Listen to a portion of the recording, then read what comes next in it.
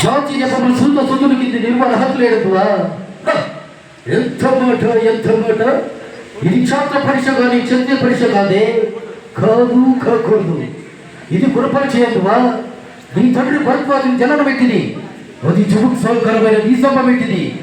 మట్టి కుండలో పుట్టింది కదా దీని కులము ఇంత ఎలా అస్మత్ పితామహుడు కురుకుల బుద్ధుని ఈ శాంతముడు శివ సముద్ర భార్యకు గంగా గర్భంలో జరించలేదా ఇదే కులము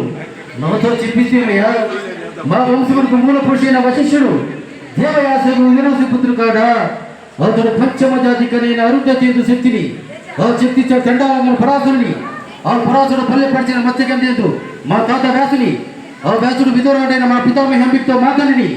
విన పితామహి అంబాయితో మా పిడి తండ్రి పాండురాజు మా ఇంటి దాసితో ధర్మ నిర్మాణ జనుడి మీదే కీర్తించబడుతున్న ఈ విదురదేవుని కనలేదా సందర్భోషణ బట్టి క్షత్రపిత భాగంతో సంకరమైన మా కులవంశము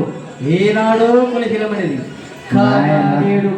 కులమని వేత్తవాదం ఎందుకు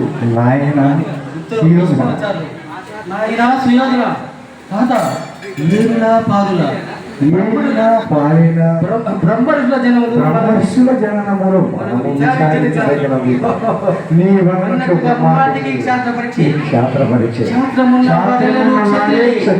వారిలో రాజ్యమున్న వారే రాజు ఓహో రాచరికమా అర్హత నిర్ణయించేది ఆయన మా సామ్రాజ్యంలో సత్యశ్యామలమై సంపదకరమైన అంగరాజ్యానికి ఇప్పుడే అవుతుంది భూతాభిక్షులు గమనించుతున్నాను సోదరా దుశ్శాసన అనర్థ శక్తికి నీ తమ వేగంగా కొంతము మమ్మ గంధర్వ స్వరూపమ్మ సురచిరమని మైమడితే సోమన సింహాసం చెప్పు పంజనులారా పుణ్యభాగీరథి నదీ తొమ్మిది నందకునుడు కళ్యాణ పట్టులారా మంగళ తూరారములు సుస్ఫురంగా మగిలిండు బంది మాగులారా ఈ కర్ణ మహారాజుని కైవరగాపుడు